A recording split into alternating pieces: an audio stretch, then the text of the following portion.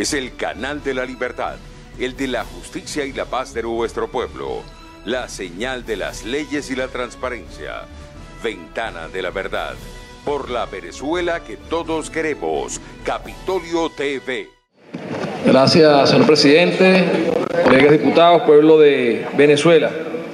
Bueno, hoy, una vez más, venimos a desnudar lo que viene ocurriendo en lo que es el pulmón económico de nuestro país, en nuestra industria petrolera, en PDVSA. Denunciamos aquí cómo se venía destruyendo nuestra empresa desde que la Asamblea Nacional se instaló.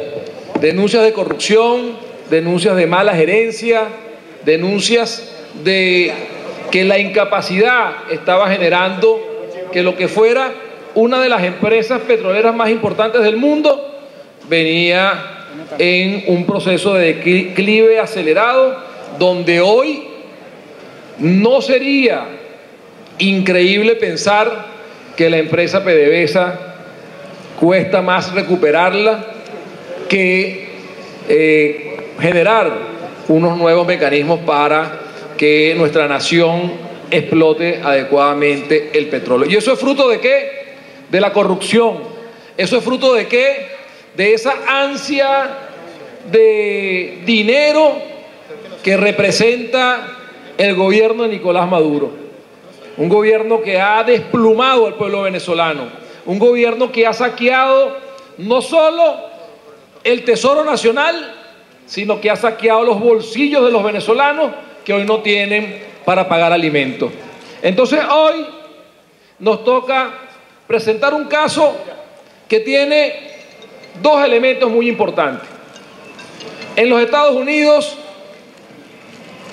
en julio del 2017, se constituye un fideicomiso llamado PDVSA Use Litigation Trust.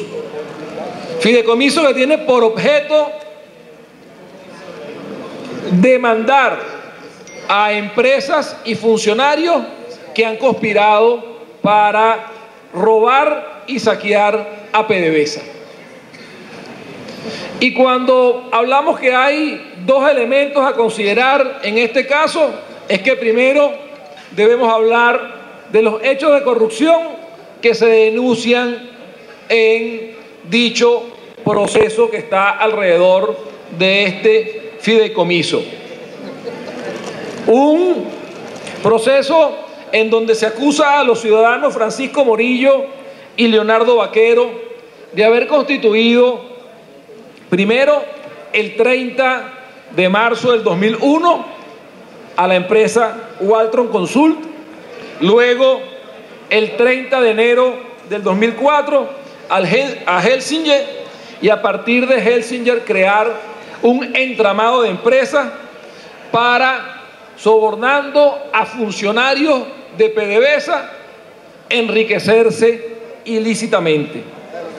Allí podemos hablar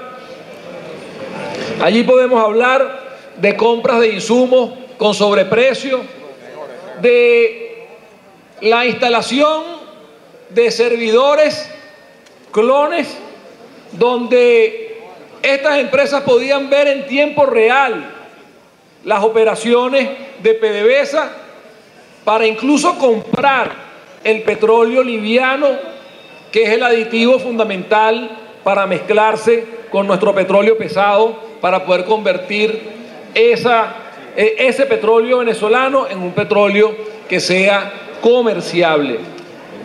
Tenemos, además, por supuesto, allí involucrado a una cantidad de funcionarios que fueron sobornados y a una cantidad de empresas que hoy están siendo demandadas. Tenemos el caso del señor René Hecker, que era gerente de comercialización y suplementos de PDVSA, Marcos Malavé, también cabeza comercial del mismo departamento, Edgar García, gerente en PDVSA, en el área de transporte, a Ismael Serrano, entre otros, al señor Liendo, que manejaba el área de IT en PDVSA y es uno de los que presuntamente instaló los servidores clones para que las empresas privadas tuvieran conocimiento confidencial de nuestra empresa y así generarle un daño a la nación que según la demanda asciende a 10.000 millones de dólares. Ya no nos asombramos de la cifra porque cada vez que estalla un caso en el mundo sobre corrupción en Venezuela, cada vez que estalla hablamos de miles de millones de dólares, mientras los venezolanos hoy mueren de hambre, mueren de mengua, no tienen medicina, tienen que huir de Venezuela, producto de que esos ladrones acabaron con el dinero de los venezolanos y con el futuro de cada uno de nuestros ciudadanos y hermanos. Entonces ahí tenemos un primer tema que nos obliga a preguntarnos cómo es posible que si PDVSA constituyó este fondo donde se le ceden derechos de litigio a la empresa antes mencionada, PDVSA, el procurador usurpador e ilegal de la República, y ya vamos a hablar de eso, y el ministro de Petróleo no hayan recurrido a las instancias judiciales en Venezuela para denunciar tamaña corrupción. Esa es una pregunta que hay que hacerse primero. ¿Cómo PDVSA y cómo el gobierno de Venezuela, porque no es PDVSA la que constituye el fondo allá en los Estados Unidos, es el gobierno de forma irregular, con el ministro de Petróleo y con un procurador que no es tal, porque no ha sido aprobado ni autorizado por esta soberana Asamblea Nacional, electa por el pueblo de Venezuela y reconocida en el mundo entero. Así que eso tiene que llamarnos la atención. Nosotros, desde aquí, de la Asamblea Nacional, no queremos perjudicar ninguna acción que se esté generando en el mundo contra los corruptos que tienen los bolsillos llenos de sangre, porque mucha gente ha muerto de hambre, mucha gente muere por la falta de medicina, por la corrupción de estos señores. Pero tenemos el deber de evaluar las dos perspectivas de este proceso. El que yo decía en el inicio, que es este nido y esta conspiración que le causa una pérdida a la nación en las dimensiones del monto que estamos hablando, que es más de lo que son las reservas internacionales de Venezuela hoy, y tenemos que evaluar también qué hay detrás, porque en una PDVSA hay un gobierno corrupto. Hay que preguntarse qué hay detrás de la constitución también del fideicomiso. ¿Por qué taparon aquí el caso y por qué sí lo llevaron a instancias internacionales y solo en el área del derecho privado y no en la justicia penal? Entonces, este fondo se constituye en Nueva York y esa es la otra parte que nos toca a nosotros, diputados, y que debe saber el pueblo venezolano, que estamos haciendo las investigaciones necesarias para cuidar los dineros, que serán dineros que cuando el país cambie, cuando vuelva la democracia, cuando haya un gobierno que se interese por los intereses del pueblo, serán utilizados para recuperar la calidad de vida y la dignidad de los venezolanos. Entonces, este fideicomiso se constituye en Nueva York y se constituye firmado, como lo decía anteriormente, por el ministro de Petróleo y por el procurador usurpador.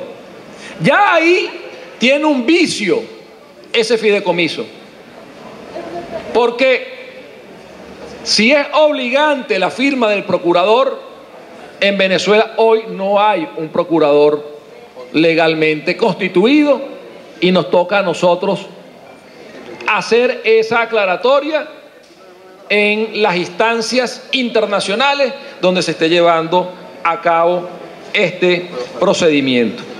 Pero también Tenemos otro tema importante, que es una pregunta que hay que responder y que la ha hecho la opinión pública nacional. ¿Debía la Asamblea Nacional autorizar a que se llevara adelante este contrato de cesión de derechos en un litigio? Pues yo creo que sí.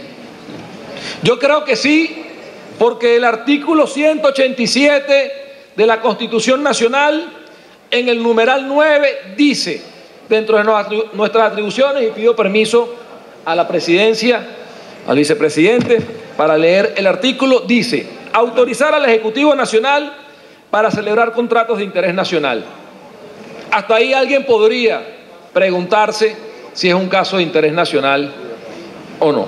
Pero luego dice, en los casos establecidos en la ley, luego dice, y esta es la parte importante que creo que deja claramente que el gobierno tuvo que pedir autorización a la Asamblea Nacional para poder proceder a la constitución de este fondo, que es autorizar los contratos de interés público, municipal, estatal o nacional, con estados o entidades oficiales, extranjeros o con sociedades no domiciliadas en Venezuela.